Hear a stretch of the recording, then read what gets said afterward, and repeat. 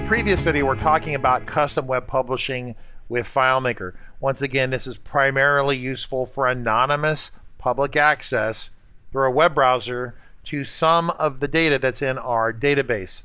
Now, in the last video, we did this demonstration where we had these sample PHP pages, and these are available for you to download. But these are basically doing a submit to FileMaker. However, this technology is super flexible. As a result, it can do a submit, it can edit data, it can just read the data very simply, or it can even delete the data if you trust it enough to do that. So in this video, I want to talk about the underlying architecture that will help you understand what's going on as you press these buttons and you do things. I'm not talking even about the coding at this point. I'm talking about the underlying FileMaker structure of what's happening. So to start off the conversation, let's talk about the pieces in play here, the technology in play. So we know on one side we have a user and a web browser. On the other side, we have a FileMaker server and our copy of FM starting point. Now, what's in between? Well, we've heard the terms PHP and custom web publishing, so let's talk about that. So there are really two main modules or sections in the middle, and each of these have various moving components. Once they're set up and running on the FileMaker server, you don't have to worry about it. The web browser obviously talks to a web server.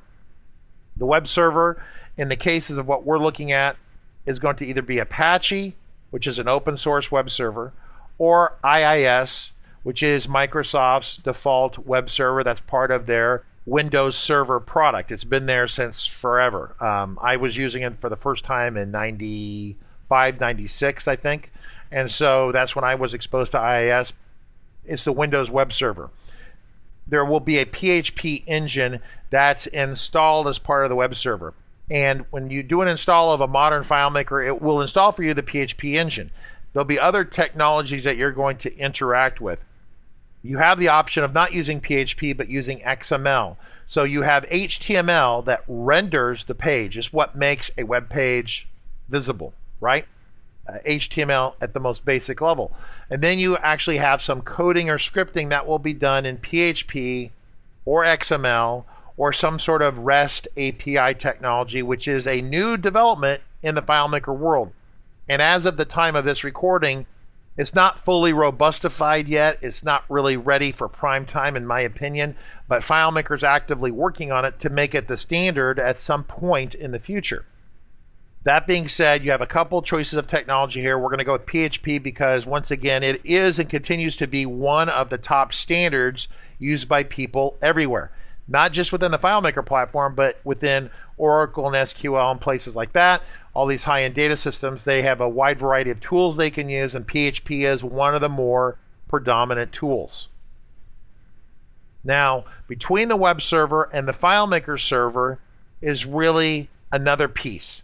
And this piece, in all practicality, is an invisible FileMaker client. What it is imagine that you take FileMaker Pro and you put no user interface on it. So imagine FileMaker without the visuals that you would see on screen. Imagine that, if you ever seen FileMaker Pro where all the databases are hidden off screen, but maybe it's running a script in the background, for those of you who've seen that, that's kind of what this is. So it's an invisible client that runs on the server that talks between the web server and FileMaker server. Now, FileMaker has given this invisible client a name. They call it the FileMaker Server Web Publishing Engine, or WPE. Now, keep in mind, back in the old days, this invisible client here wasn't so invisible. It was actually a copy of FileMaker Pro that would talk between the web server and FileMaker server. And so there were all sorts of reliability issues with that and performance issues with that, but it worked. Technically, it worked. So back in the FileMaker 2, 3, 4, 5, and 6 days, that was the standard. Starting with FileMaker 7, they started moving to this web publishing engine, which is kind of this client that's invisible. And as we go forward in the conversation, it's helpful to think of it as an invisible client because it quacks and acts and behaves and has limitations just like a copy of Pro. So understand that you can have an HTML page. It's going to render some information in the browser. you're going to press a button and submit. That submission will go back to the web server where PHP code will be executed on the web server, okay? And that's where you can do all sorts of things with it, but you're literally in PHP. You're not in FileMaker at all. Once you determine that you're ready to submit, in the code we determine that we're ready to submit a request to FileMaker to add a record or read a record or whatever. Now in our previous demo, we were in the process of submitting that data as a contact record. The web server through the PHP will consolidate the information into a request and pass it off to the invisible FileMaker client, aka the web publishing engine, or WPE. That invisible client will take it, will actually open the database from the FileMaker server because it's a client. Like imagine Invisible version of Pro. It actually opens up the database with the credentials that you pass to it. It actually goes to a layout that you specify as part of the request from the web server. And then of course it's going to try to add, edit, read, or delete a record. So one of the things to keep in mind is that because it's a client, an invisible client, it has all the sorts of restrictions that you would expect. You have to tell it the credentials. You have to tell it the database to work on. You have to even give it a layout to go to look at the information, because a layout has the context. Once again, this goes back to our FileMaker Pro training where we talk about context. So if you have our FileMaker Pro video training course and you don't know what I'm talking about context, go back and watch those videos. But context is everything. You have to know what table you're on, what the found set is, what the sort order is, all these sorts of things. So you're going to pass these things to this invisible FileMaker client. The FileMaker client is just like if you had like a bunch of minions living in your FileMaker server. They're like logging into FileMaker Pro and interacting with the server, because the FileMaker server, it doesn't care. It's backing up the databases, encrypting the traffic, doing all this servery kind of stuff. But all this direct interaction with specific data is being done by this, quote, invisible client. Now, as a reminder, FileMaker doesn't use the term invisible client, so don't freak out when you leave this video. I'm just trying to get your mind rolling along in a way that it's easy to understand. So this web publishing engine or invisible client opens a database with the username and password you provide to it. It's going to go to a layout, and then it's going to find data, add data, whatever it's going to do. When it's done, it typically hangs out for several minutes to see if there's any more traffic for it. Then it closes the FileMaker file and basically goes back to an idle state. Now you might say, well, hey, it takes a long time for me to open a FileMaker file and access the data through FileMaker Pro. Well, this invisible client is really optimized for speed. It does it very rapidly, but the first time you hit it, you might notice another half second that it takes to spin up. It's pretty quick, generally less than a second.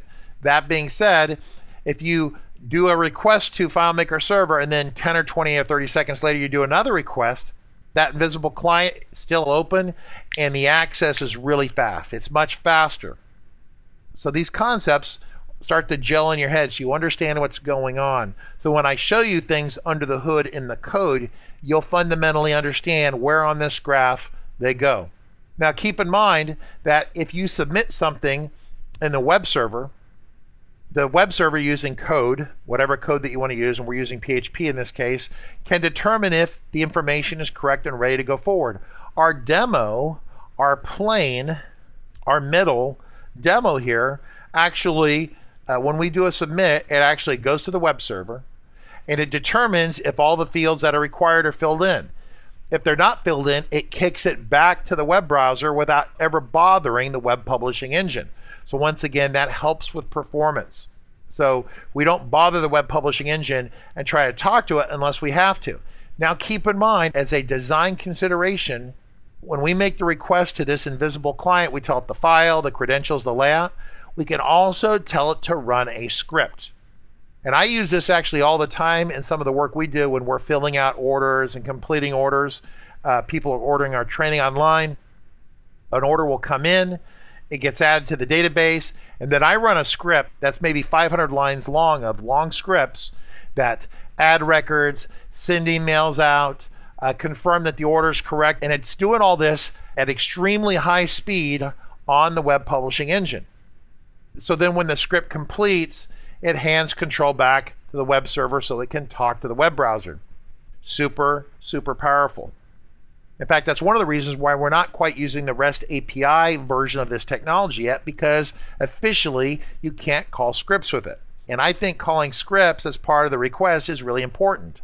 I do a lot of scripting. I like scripts. I live on scripts. So for me, it's kind of a showstopper. So I need the ability to call scripts through this REST API technology. So that covers the interaction at a very basic level with how you can build a custom web page and have it delivered via web server to the public, then have the public either read or add or edit or delete information in and out of your FileMaker application. In the next video, we're going to tear apart some of the code that's part of the middle example. And we're going to show you how that works. And once again, these examples are free for you to download and to play with. If you need help in customizing or setting this up for yourself, feel free to contact our team at support@RC Consulting.